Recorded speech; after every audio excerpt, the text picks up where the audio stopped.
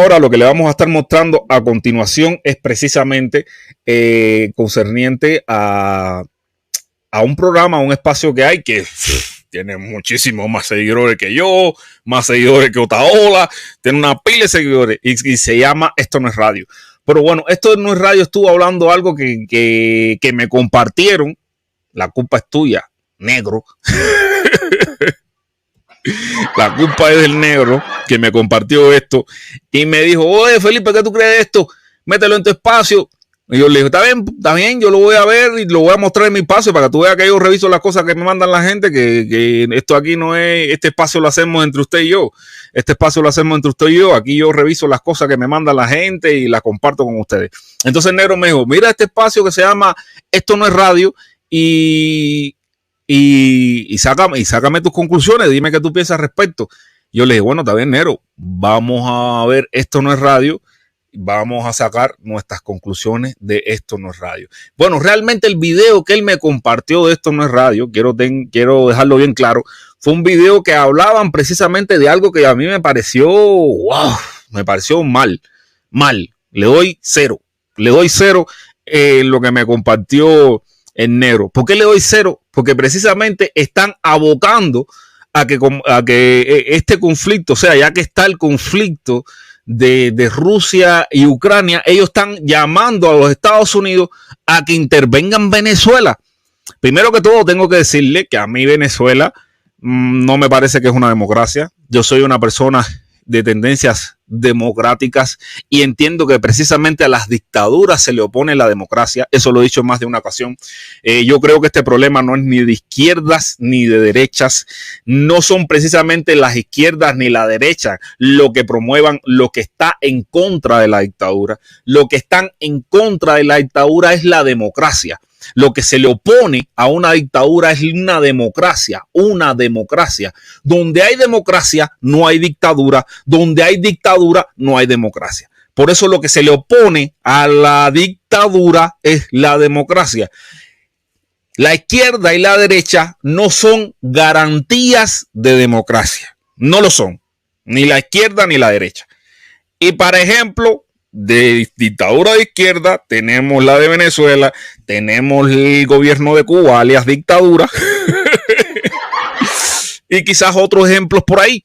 Y para ejemplo, dictadura de derecha tenemos Pinochet, tenemos Videla, tenemos la propia dictadura que hubo en República Dominicana, la de Trujillo. También tenemos la de Trujillo. Por eso le digo, ni la derecha ni la izquierda garantizan una democracia. Lo que garantiza una democracia es precisamente eso, permitir la pluralidad. Lo que va a destruir, va a hacer que un país pase de una dictadura a otro proceso, es precisamente la irrupción de la democracia.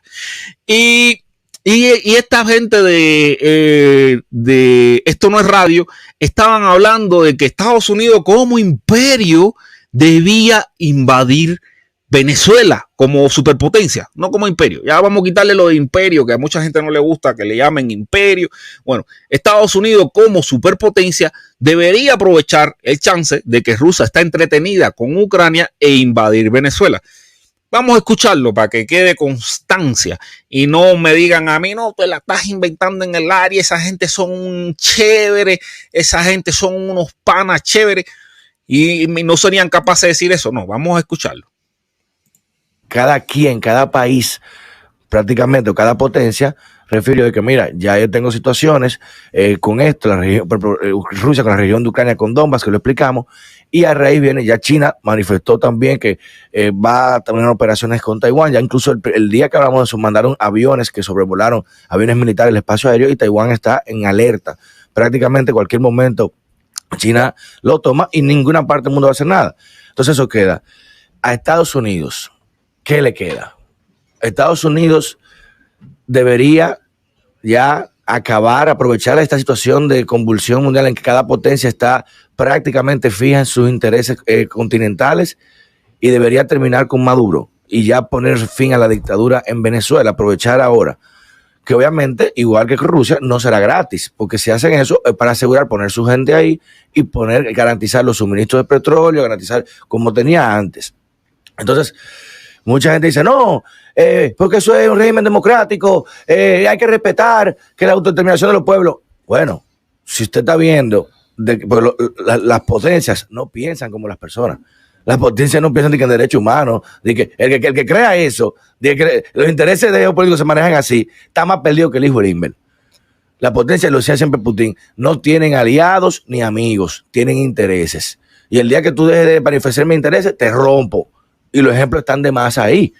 Muammar Gaddafi. ¿Quién puso a Gaddafi allá? En Libia fue los Estados Unidos, lo apoyaron. El mismo Bin Laden, ¿quién lo apoyó? El mismo Saddam Hussein, ¿quién lo apoyó? Y luego, ¿quién lo partió? Y lo hace Rusia, lo hace Arabia Saudita y lo hace China. Cuando tú no sigues conformando o adoptando la doctrina de esos intereses, te rompemos. Lo mismo que mencionaba también en esto ayer, lo de Noriega. Siempre que uno comulga, te vas. Entonces yo entiendo, y era el escenario ideal, no me importa cómo lo puedan pensar, de Estados Unidos aprovechar de que Rusia no se va a meter a Venezuela ahora. Pues Rusia está enfocada en su crisis. No, el soporte geopolítico que mantenía el balance de poder, que mantenía a Venezuela libre, o por lo menos fuera de las garras de un Trump en ese momento, o de Estados Unidos, era Rusia y era Irán. Que no se crean que Venezuela, es verdad que está sufriendo una miseria del carajo, ese país está del carajo, pero es uno de los países norteamericanos más armados que hay, de los más armados. Oye, y no hay cosa más peligrosa que un país pobre armado. No hay, oye, pues oye feo, pero no hay nada más peligrosa que un país pobre armado. Y ese país, si algo se llevaron del G2 cubano, implantaron, era que había que armar a la población. Y había que y principalmente la población pobre. Mira, ahí tiene varias cosas con las que precisamente no estoy de acuerdo. Primera, no estoy de acuerdo con ese cinismo, no estoy de acuerdo con el cinismo con el que habla de que tienen que invadir Venezuela, primero, porque no estoy de acuerdo con que invadan Venezuela. Yo preferiría que los venezolanos resolvieran sus problemas entre ellos y no que tuviera que venir papá Estados Unidos en los problemas. Me parece que es una posición muy crítica. Y después de hablar de la visión desde un norteamericano, después de hablar desde la visión de un norteamericano, pero realmente Estados Unidos pudo haber invadido Venezuela y Rusia no se iba a meter. Ese es el primer problema, porque son dos superpotencias que no van a chocar. Como mismo estoy convencido de que de que Estados Unidos no se va a meter en Ucrania, también estoy convencido de que Rusia no se va a meter en Venezuela, porque en fin de cuentas Venezuela está muy lejos de su zona de influencia y los iba a armar hasta los dientes, como mismo dices tú, lo que precisamente iba a llevar a que una resistencia venezolana bastante fuerte.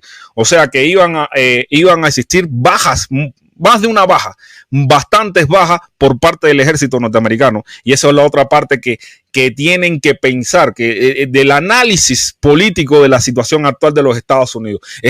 Y deberíamos responder la pregunta si Estados Unidos está dispuesto precisamente a realizar una guerra de superpotencia, una guerra de situarse estratégicamente en Latinoamérica como lo hacía en el pasado. Estados Unidos tiene consolidada la zona de Latinoamérica bastante, tanto y cuanto como para hacerle una guerra económica a cualquier país latinoamericano y doblegarlo. O sea, la posición estratégica en Estados Unidos está bastante de Estados Unidos en América está bastante consolidada, es muy fuerte y realmente está. La primera pregunta que deberíamos poner, ¿es necesario para los Estados Unidos realizar una guerra en Venezuela? Yo creo que a esa pregunta ya nos la respondió Donald Trump en 2019, cuando la crisis en Venezuela del 2019, de marzo del 2019 estaba en su punto más álgido, esa situación en Venezuela. Estaba en su punto más crítico, estaba en su punto más caliente. En ese punto, Estados Unidos fue incapaz precisamente de intervenir también, cuando tenía todo un escenario propicio para hacerlo, y no lo hizo.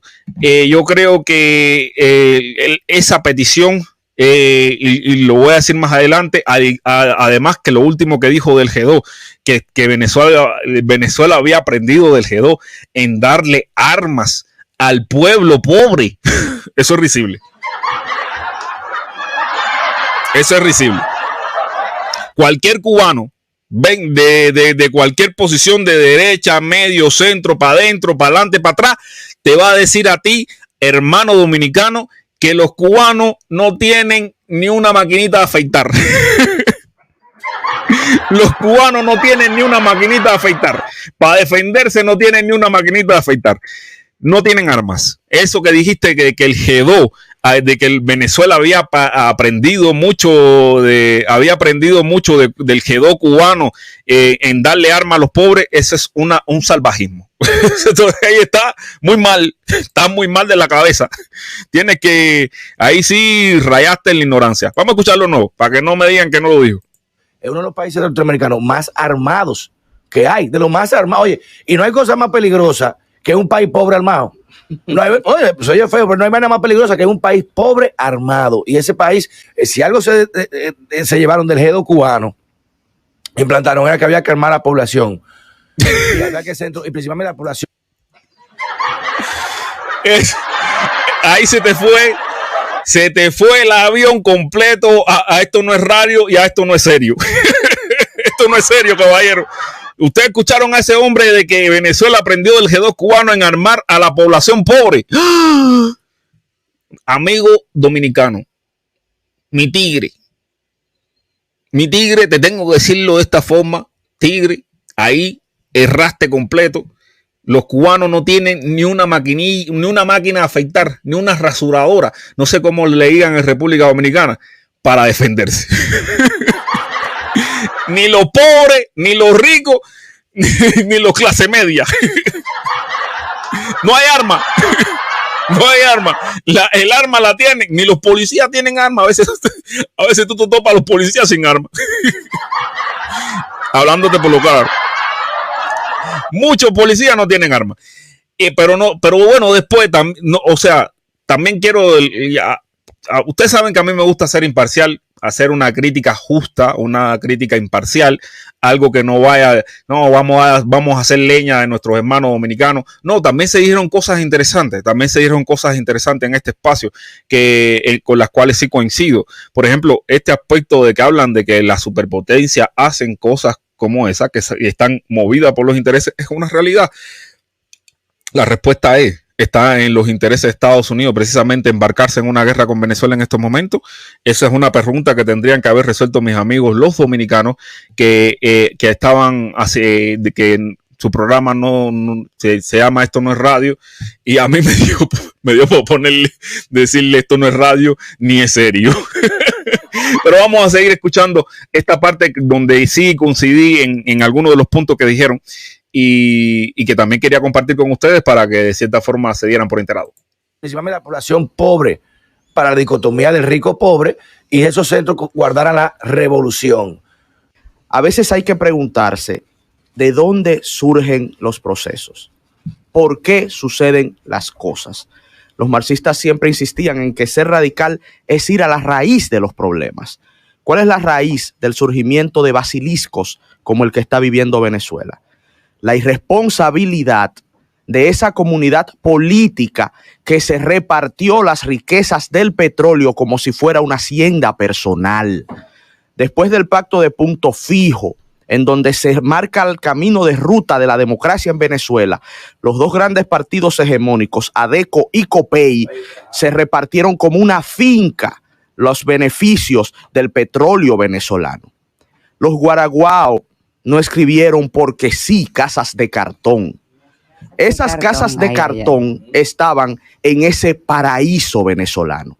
Parece que no era tan grande el paraíso. Sí existía para unos pocos, para unos cuantos. Y una masa pobre amplísima viviendo en miseria por el abuso, la corrupción y el descaro de los políticos y empresarios venezolanos. Entonces, esa masa pobre llevó al poder al que le ofreció el cielo en la tierra. Eso es lo que hay que aprender. Ahí está la gran lección para países como la República Dominicana. Hasta dónde nos puede llevar la corrupción y el abuso de los políticos y los empresarios cuando se aprovechan de la ignorancia y la miseria de la gente y la profundizan. Entonces se abre el espacio para que lleguen este tipo de amigos y amigas criminales en Venezuela que han esclavizado al pueblo. ¿Qué sucede? Pedro recordaba el gran tablero mundial de Dzerzhinsky, lo recordaba ayer, nosotros lo hemos recomendado también para entender cómo entre las potencias no es un asunto de amor, no es un asunto de poesía, no es un asunto que nos queremos mucho, sale del alma, no es un asunto de ideales. Uno habla de democracia y de derechos humanos, ellos lo usan como un discurso, nosotros lo tenemos como un ideal, como el camino hacia el progreso y la libertad. Ellos piensan solo en sus intereses. Por eso también Pedro recordaba a Lord Palmerston, que fue primer ministro de Gran Bretaña en el siglo XIX, que decía, el imperio no tiene ni amigos ni enemigos, el imperio solo tiene intereses.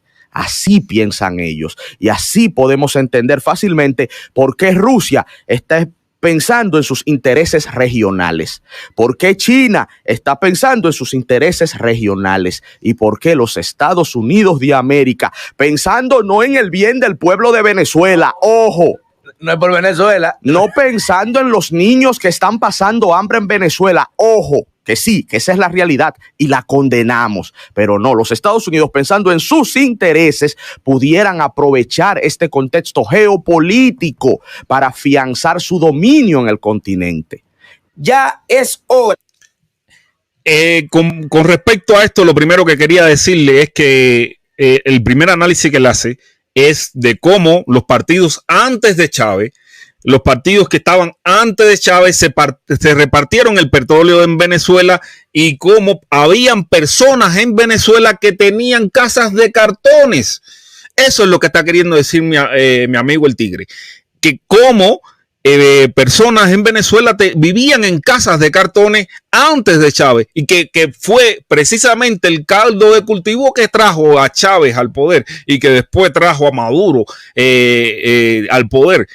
A mí, y después la crítica que hace de que las superpotencias no tienen intereses, de que nosotros somos los que tenemos que tener ese ideal, los débiles somos el que tenemos que tener ese ideal de los derechos humanos, y somos los que tenemos que tener ese ideal humanista, que Estados Unidos lo hace desde una visión de superpotencia, es lo que me parece de un cinismo sin precedentes, mis hermanos dominicanos. ¿Cómo vamos a estar hablando de la invasión a Venezuela sabiendo que van a haber niños que van a padecer eso? Eso es de un cinismo sin precedentes, hermanos dominicanos, se lo tengo que decir a sí mismo. Vamos a dejar el cinismo, vamos a dejar la chapeadora de las redes. Vamos a dejar de comportarnos como una chapeadora que realmente no nos importan los sentimientos de la persona. Si realmente lo vemos como un ideal, si realmente lo vemos como algo que nosotros tenemos que profesar, ¿cómo le vamos a pedir a los Estados Unidos que lo hagan ellos? Vamos a terminar este último pedacito porque también quiero compartir con ustedes una de las conclusiones mayores de este fragmento que les estoy compartiendo ahora. De que ese parásito latinoamericano que ha empobrecido a Venezuela sea ya retirado, un cobarde, un señor que si anda solo y le pasa un moquito, se esconde bajo una cama. ¿Verdad? Un señor que se fue la luz en el palacio allá de Venezuela y cuando la luz regresó ya estaba en el baño escondido detrás del inodoro. Un señor que solamente ha servido para oprimir a un pueblo bueno. Sí. ¿Qué yo le pido a Estados Unidos? Estados Unidos ha intervenido en países que no son necesarios. Mire, en el año 1800, José Martí lo explica Nuestra América, sí, magistralmente, como también José Enrique Rondón en una obra llamada Ariel. ¿Qué explican ahí? Mire, Estados Unidos entra en el 1846 hasta 1848 a México.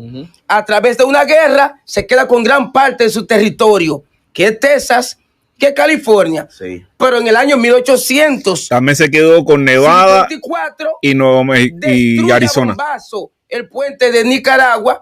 Y en el 1855 entonces se proclama, oigan eso, presidente de Nicaragua, el señor William Maker. Más adelante, en el 1898, invade Cuba y a Puerto Rico, que eran colonias españolas. Cuba sale y Puerto Rico ya sabemos en qué está ahora. 1916, viene aquí cerca Haití para cuidar sus intereses. Y se cuela por aquí también. Se queda hasta el 1934.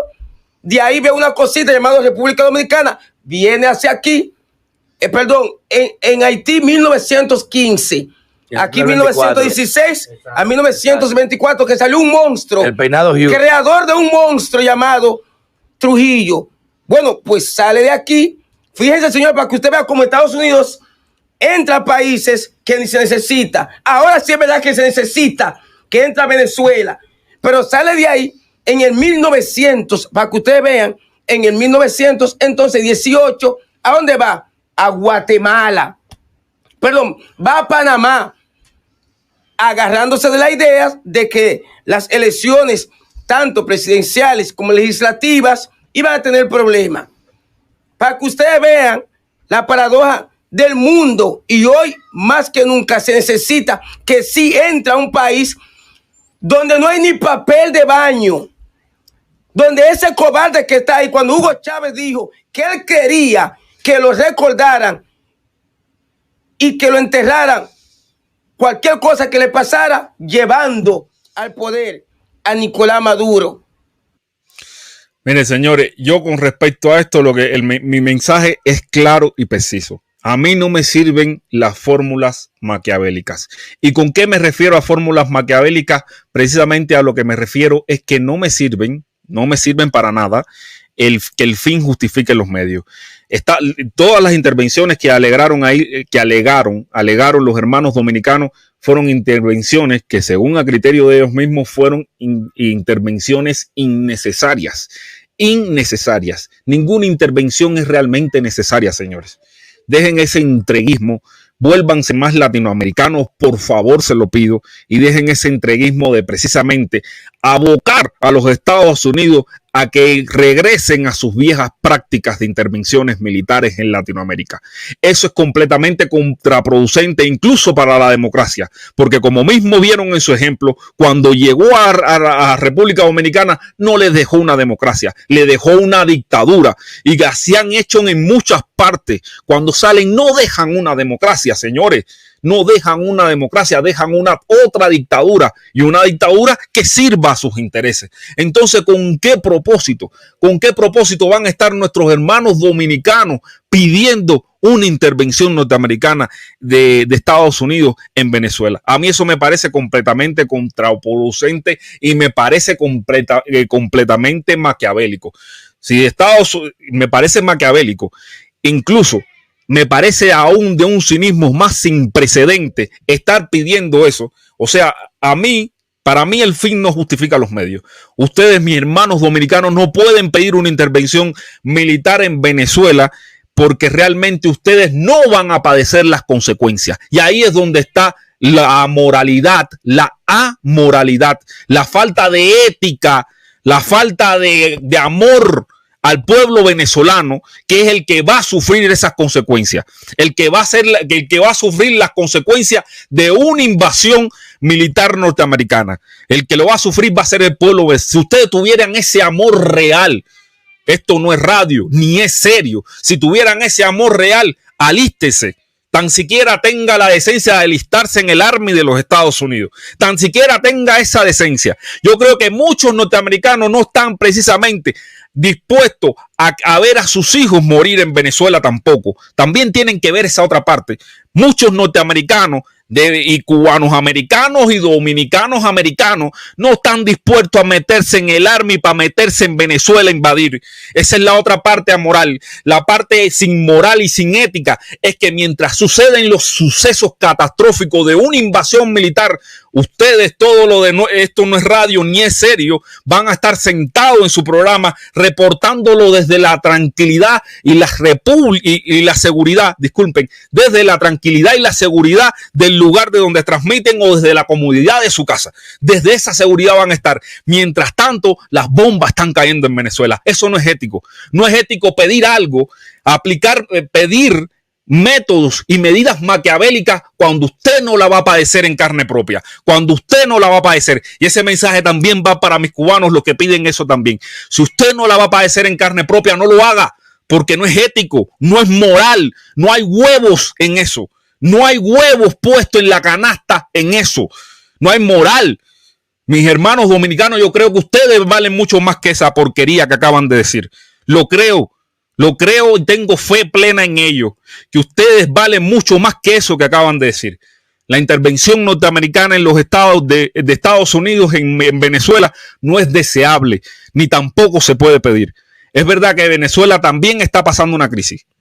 Es verdad que Venezuela también está pasando una crisis. Lo entiendo, pero la intervención no es la solución. Es una solución maquiavélica. Es una solución maquiavélica que creo que ni el propio Estados Unidos está dispuesto a asumir. Que creo que ni el propio Estados Unidos en estos momentos está dispuesto a asumir esas viejas prácticas del pasado.